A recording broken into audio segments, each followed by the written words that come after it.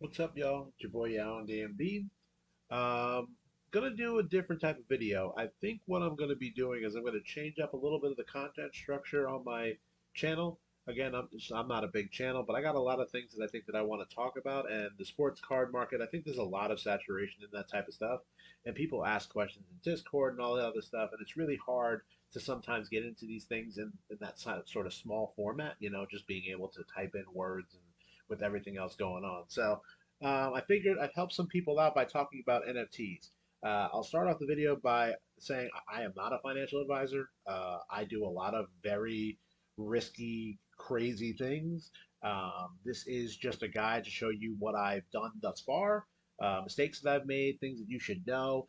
And then there's a lot of other places on YouTube and around the internet where you can find out these things. But again, personally for me, I really like NFTs because I think that they are somewhat the building blocks of a future of some sort of marketplace and exchange of art and maybe goods. I don't know. It's very much in its infancy. So I'm not here to tell you, like, oh, you're about to make a bajillion dollars. Probably not. A lot of those things have taken off, and crypto punks or Board Ape Yacht Club, like that type of stuff. But what I can show you is that there's some ways for very little input that you could try to get your feet wet with this if you think this is something that you are interested. Now, I'm going to use the example of NFTs that are on the Ethereum blockchain, and again through OpenSea, as you see, which is kind of your eBay of NFTs. But I'll walk through what we need to look at here. And again, if there's any questions or anything like that, you can feel free to hit me up in the comments, hit me up in Discord, and then hopefully I can kind of guide you. But again, this is just me telling you what I'm doing, and hopefully, if anybody wants to join, they can join in. So the first thing is, even before we get to this, we want to do MetaMask. And so what you need is is called a wallet. So if you're unfamiliar with crypto, I think that you should probably get a primer on that before you continue this video. Very Crypto is not easy to describe because each crypto claims it is a different thing, right? Bitcoin claims it is a store of value. Some people say it's going to be a world's currency. I don't believe the second part. I do believe the first part. I think that Bitcoin is literally somewhat like gold, and people want to have some in their portfolio, but it's not a thing that gets touched or moved around or whatever. And this is just for people like you and me, right? At the macro level, there are gigantic financial institutions in Wales that are moving this stuff, like crazy. So, but I'm talking about for the normal person. If you have some Bitcoin, you probably just don't do anything with it, and you probably just hold it long term and watch it grow, right? If you buy a little more, again, it's just going to be like any sort of appreciating asset. The problems that crypto have are going to be unique to in each individual type of coin, but that's not for this video. That is for a much longer video that I'm not even sure I care to make. But very simply, again, the wallet is going to be your online way that you collect this coin or these coins and exchange them on marketplaces and websites. Luckily, the infrastructure for all this is very well detailed. Again, I use MetaMask, but you could do your own research and use something else. But MetaMask is one of the easiest ones to use. What you'll do is you'll go to download, and then you'll install it for your iOS, your Android, or Chrome, whatever you want to do. I have it for my Android and Chrome. The one thing that I will say is when you create this, it gives you a seed set of words. Those words are the only way to recover your wallet. Say that again. Those seed phrases are the only way to get your wallet back if you lose your password, if you forget whatever, house burn, anything. You need those to recover your wallet. So what I would say is that as soon as you get to that part of the page where you have to put together, have that seed phrase shown, copy it, write it down in a physical mode, lock it in a safe. Lock it in a safe that is fireproof, that is waterproof, something that's just not going to get washed away, that you're not going to forget. Because again, if you don't have that seed phrase, you can never get into your wallet ever again. There is no other way currently that I know that you can get in through legal means. Don't save it on Gmail. Don't save it in on as a text file on your desktop. again, you're on the internet. Use the regular strategies for safekeeping of these things and try to do that offline. Anyway, so you'll get set up a MetaMask. And so right now, again, we're talking about Ethereum based NFTs. So right now, one Ethereum is roughly $3,500. So again, your price points are going to vary based on the NFT. So you have to figure for yourself, A, what is the amount that I am willing to lose? These are 100% high risk investments. I don't even want to call them investments. High risk opportunities, right? Because these things could be worth zero. There is no value within these things. There technically isn't any value within the cryptocurrency that it's being backed by. So again, this is double risky because you have the NFT, which is worth crypto, which then has to be converted into an actual currency. So this is very risky. So if you're willing to do one ETH, and again, that's $3,500, I think that that's more than enough for you to do whatever you want in the space. However, though, I understand that not everyone has $3,500 to work with. So again, we'll go through some very low cost options, and then hopefully that could help you. Just the way that Ethereum works, it's going to be hard to be able to get into the space for anything under $300 to $500-ish. So if this is something you want to dive into, I would at least get that for your expectation and then be able to work from there. Anyway, so you got MetaMask all installed. Now we go over to OpenSea. So there's two ways that we're going to be getting NFTs here. Number one is you can just buy them off OpenSea. But what I want you to think about OpenSea is the secondary market. This is where after NFTs are created, and they're created through a process called minting.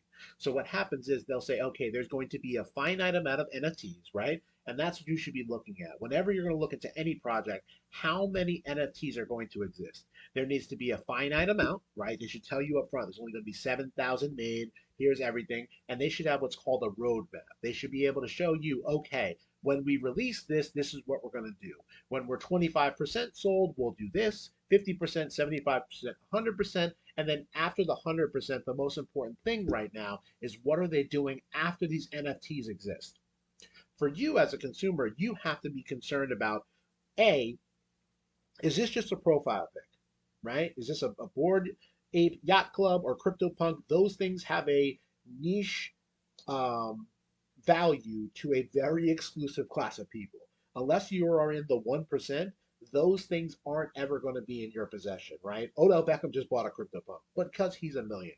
But for you, most projects' profile pics aren't going to be worth it long run because unless they are somehow going to be adopted by this 1% group, it's not going to be very valuable, right? There's not going to be demand. Again, all of these things are not outside of normal supply and demand rules. So again, just like the card market, if you go in and you buy a bunch of Tyler Heroes and Tyler Heroes no longer good, aka right the fuck now, his cards aren't going to be worth anything. So don't get caught holding the bag going, Tyler Hero is going to be the man until you know Tyler Hero is going to be the man. Same thing here with the NFTs. However, there is going to be some space for actual art projects. There are art projects on here. So, the really great thing about NFTs is that let's say that you or a friend of yourself or whatever wants to sell a piece of art that you're going to say, this is a one-on-one piece of art that I'm selling never to be recreated. You could then just buy that piece of art and be the owner of the art. And I know what you're thinking. Why am I buying glorified JPEGs? And the reason is because the system of crypto that this is built on, the Ethereum network, is a proof of work chain. So what that means, there are computers all around the world verifying 24/7 all transactions and the validity of the items being transferred. So the analogy, without getting too complex, is if you go to the Louvre and you take a photo of the Mona Lisa, do you now own the Mona Lisa? The answer is no, you own a photo of the Mona Lisa. The only way to verify ownership of something is through the Ethereum network, and the only way that you'd be able to do that is to be tied to your actual wallet, right? So again, if you own the Mona Lisa in your house, it's a lot different than you taking a photo of the Mona Lisa. That's the best analogy that I can give, and it's not always that clear and crystal, but that is, again, what NFTs are overall. Anyway, so with all of that said, again, the two ways that we'll go about this is OpenSea and minting. Again, minting is from the process of, okay, we are going to create this many NFTs, and it costs a flat rate to quote unquote mint them, which is usually somewhere from zero point zero 0.02 ETH to zero point 0.5 ETH. I've really not seen anything higher. And again, these numbers are going to feel confusing at first because now you're dealing with uh, iterations of ETH, right? You won't be really thinking about this in dollars. So don't get caught in the trap of like zero point 0.5 is not a big number. Zero point 0.5 is $1,700 right now, right? Like you have to think about this whenever you're going to do a transaction. And again, I'm not afraid to show you my balance. Um, this number here is what you have to spend. But it says 0.19, right? So this makes it look like if I'm tossing things around, I'm like, wow, man, I can buy this for 0.5, I can buy this for whatever. I have to realize that what is backing this is this amount. So that's the real thing that you have to go here. Anyway, so mints will produce the NFTs, and then you'll have the NFT for whatever the price of the mint is, plus a thing that they call gas. And gas is essentially the cost. Again, we talked about ETH is a proof of work crypto. So that means that you have to pay the network, right? The network and its congestion costs money in order to verify and do all of the transfers that are required. Again, the reason why people set up computers around the world is so that they can get a financial benefit for being essentially the disconnected system in which all transactions and everything are verified. That's why everything's so decentralized, because again, it's not like the US government is doing it. It's not like Amazon is doing it. It's just independent computers all around the world. The more computer power you have, the more you are bringing to that network. But again, there has to be a financial benefit to doing it. Otherwise, no one would do it. This is why all of these graphics cards are so expensive right now, is because they're using it to create passive income from themselves, and not just unique to Ethereum. They do it for Bitcoin and all these other coins and mining them.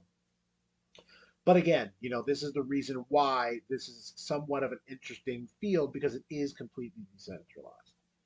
Anyway, that gas fee, right? That's what you're going to hear a lot, is going to vary depending on how many transactions are on the network at one time. One thing that I will say, and this is a huge piece of information that I wish that I had, you want to make sure that you are minting NFTs during an hour where there's not a lot of gas fees.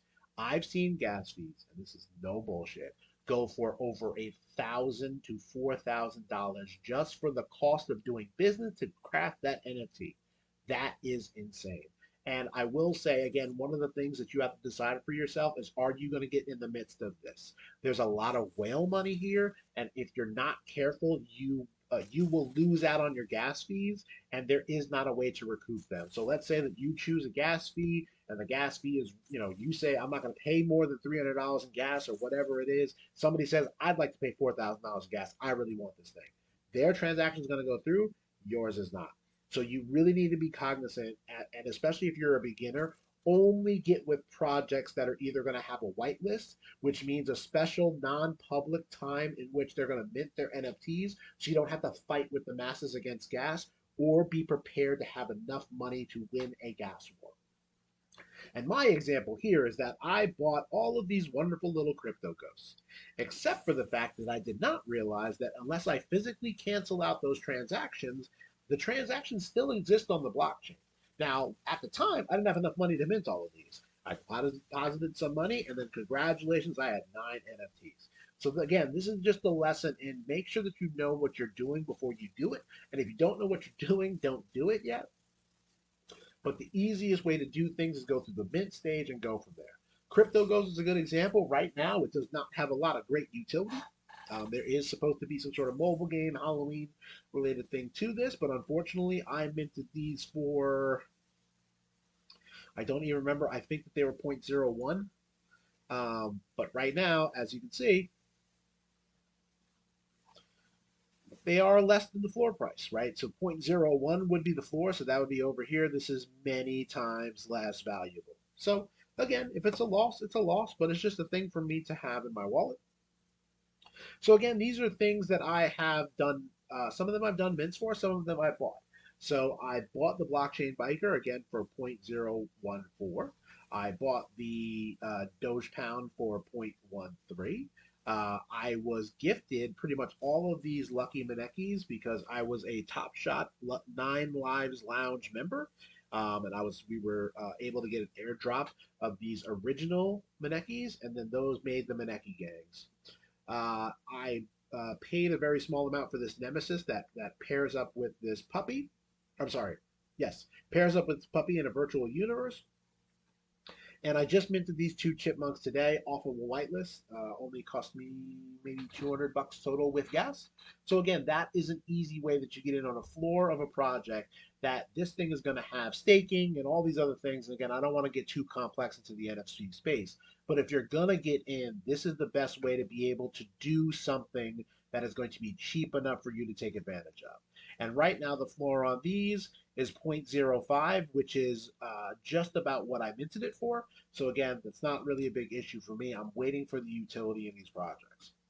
In my opinion, what you should be looking for is you should be looking for NFTs that either have some sort of staking mechanic or profit sharing mechanic or something that's going to be having a real life application or a game. Blockchain Bikers is going to have an actual racing game, just kind of like Zed, where you're going to race bikes, and there's going to be a mode where you can take someone else's bike if you win the race. That's kind of a cool little concept. And also, the members that have a biker are going to get an airdrop bike, which will have its own stats and rarity separate from this guy. Another thing, again, and this depends on the project, these things will have rarity. And so, again, when you mint them, this is all random. It'll be fun to go like, wow, this thing is super rare or whatever the case may be. And then there's another website called Rarity Sniper. And you'll pick your thing, and your wallet will be connected.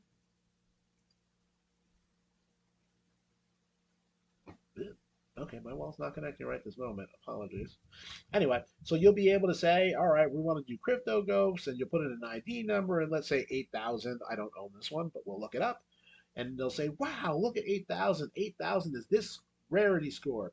And, it's going to give you a rough value, but again, that's just an example. The rarity score doesn't really mean a whole lot. It's just the opinion of this website. But again, it's cool into the gamification of these things. But again, the blockchain biker is going to have races for money, and then you may be able to take the bike of the loser. So again, high risk, high reward, something that I'm very into. Obviously, I'll try to get one more of these just so I'm just not out of a bike for one of my bikers. But with the Doge Pound, for example, there's going to be a whole slew of things: exclusive music, a 3D dog, a game in which the Nemesis and the puppy go together in a virtual world. There's going to be revenue sharing and staking and all this other stuff. So right now, I'm underwater, quote unquote, for what I bought this dog for, because you can see the floor price is 0.69 ETH and I paid 1.3. But what I am banking on is that there are more owners every single day and there's a limited amount of supply. There was a stat, and it's not one to one, so I apologize if this seems a little more serious than I'm making it, but there are hundreds of millions of wallets and crypto uh, investors, but there's only a fraction of them that are actually buying NFTs, right? So hundreds of millions of wallets, only maybe hundreds of thousands of people that are buying NFTs. So right now we have more supply than demand, but there is a finite supply in a lot of these projects. So if these things have utility, these prices are going to explode because again, once these owners become one to one or closer one to one or something in that volume, this number is going to shoot up, the floor price is going to shoot up. And again, when you're looking at OpenSea, let's just look at, uh, CryptoPunks. Well, if I can spell. This is the pinnacle of what you're looking for. This says 481.2 ETH. And again, just doing napkin math, 481 to 1,000, right? So that's the number times 3,500. Uh, if I'm not wrong, that's $1.684 billion. Again, that's the absolute top. But as you can see here, these things are not even being sold. There's no floor price here because there's none to be bought now. You probably have to put in an offer or buy these at auction. And again, this is the absolute extreme. This is the first NFT. There's like history behind it, all that other stuff. But there's varying different levels of the things that you're looking for. So, Board Ape Yacht Club is another profile pic to find one that is 40 ETH. And people are very into this project and what it's for. So again, if you can build a network of people that are really interested and really into this thing, what's going to happen is that people are going to not list their items. The amount of items that are being listed are going to be fewer and fewer. And let's see for here, 1,800 of these is available. There's 10,000 that exist. So 18.6% are available, and people are paying 40 each for them. That's what happens. Less things hit the market. Again, I don't want to bore you with market related stuff, but this is why some of these things will have value. And you're asking yourself again, it's a glorified JPEG. Yes, I know. But again, if you're coming to my channel, you're probably coming from the sports card side. We sell and buy pieces of cardboard with people's names on them, right, and pictures of them on them, right. It's not any more crazy than anything else that is a commodity or a collectible, right? Things have value because we say they have value, right? Even the money in your bank is the exact same way. When's the last time you actually touched what's in your savings account? It's numbers on a ledger that's agreed upon for a bank. They agree that your savings balance is this. They say to the government your savings balance is this, and when you go to take it out, it's there and available because that's the agreement that we all have. This is all the same for here. So again, I think the best thing, again, this is just a primer. Maybe I'll make another video. And again, my goal always with this channel is I just talk my mind. I apologize if I'm rambling, but again, I'm not going to edit videos. I'm not going to do all these cuts and fancy everything. I'm just giving you kind of my raw thoughts about these things. So what I will say is that, again, utilizing MetaMask, you know, utilizing your ability to buy NFTs. These are all things that you have to decide. And there's a lot of videos that kind of walk you through, like for example, this is your wallet address. So if you needed to post your wallet, that is your wallet address. That is unique to you. There is nothing dangerous about sharing this. This is a public website. Um, but again, there are things that you never want to do. There's a QR code when you go to my account settings that's on here. You never ever share that QR code. You never ever shared your seed phrase. You never ever click links that aren't, you don't know. Again, these websites will tell you, okay, in order to mint this NFT, you go to this official site, go to their official Twitter, on OpenSea, like CryptoPunks. They have a blue check mark, verified collection. So again, you want to utilize it, you'll be able to see. You can click the website directly from here. Oh, okay, this is the actual website. Oh, okay, I'm going to hit the mint button and it'll mint one for me. You have to make sure that you're doing all the internet security things that you need to. But at the end of the day, what I'll say to you is that I think that you should, if you have the means, explore this space. You may not be ready to buy yet, and that's okay.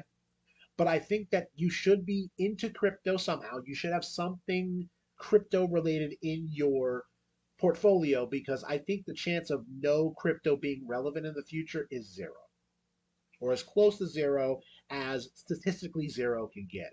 Because again, this is the wave of the future. And I know people love the idea of not having to deal with governments and all this other stuff. It's very enticing. Young people love it. People of my age love it. Even my dad in his 70s kind of likes the idea of getting into the space. It's new and exciting in the Wild West. And just like the .com book, just like the .com era, being in on the ground floor is going to be massively profitable. If you during COVID were doing a lot of these things, you'd be a multimillionaire. I think this is going to be one of the largest transfers of wealth in history. But if you can get into this types of thing, again, I would explore that. Get into a cheap NFT. And again, you don't have to pick anything that I'm picking. I just told you a couple of ones. There's a lot of good ones. But again, like Chipmunks and Friends was a super cheap one. Worst case scenario, my daughter's going to name this thing, and um, she'll be super happy that she gets to have a little NFT thing. She's already named her kitty. This is her kitty. Um, you can name it through the Lucky Maneki website. I haven't done it right this moment, but she's given this thing a name. She loves it. Cool. Worst case scenario, I have something that she will enjoy and maybe one day I pass to her. But there's the upside that one day this is a portfolio of things that will grow that is worth some serious money on top of whatever else that I'm doing in my life. So I hope that that helped you guys. Uh, give me some feedback in the comments if you can. Hit me on Discord if you want. Again, it reads Yaounde underscore Embiid. Right now on Discord, I'm Yaounde underscore M Dog Doge Pound. Again, I'm trying to support the project that I have the most quote unquote invested in. But again, you can hit me up on the channel or whatnot. Hopefully, was helpful. And I will see you guys next time. And I'm going to be trying to do a couple of more pop culture related types of things. Maybe I'll add in some daily fantasy sports, some actual sports takes. I'm really trying to hope that I can have some people on to talk with me. Um, as much as I love talking to myself, I think it would be a really enjoyable if I could have some friends, real life friends, and friends that I've met through hobby and Discord and everything, kind of just hop on and shoot the shit about stuff.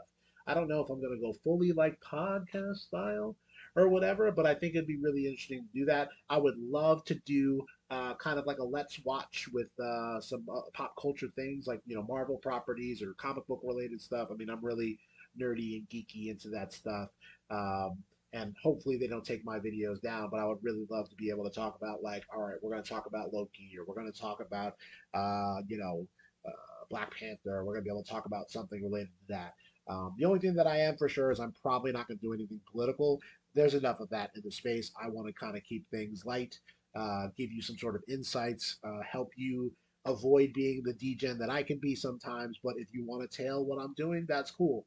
Um, the only other thing that I can tell you is that there's people far smarter than me, far better than me, and far more lucrative than me in all of these spaces. So Twitter is where I get a lot of my information, and Discords, and listening and reading and doing a lot of research.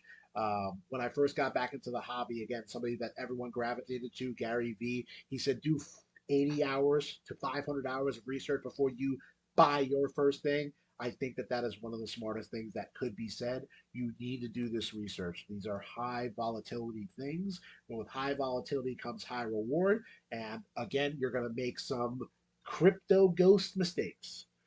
But I feel like that I'm in a good position with the Doge Pound, with the things that are coming up. And then Lucky Maneki, considering I did not pay anything for any of these. So I will see you guys for the next video. Thank you guys for joining me, and I will catch you later. Peace.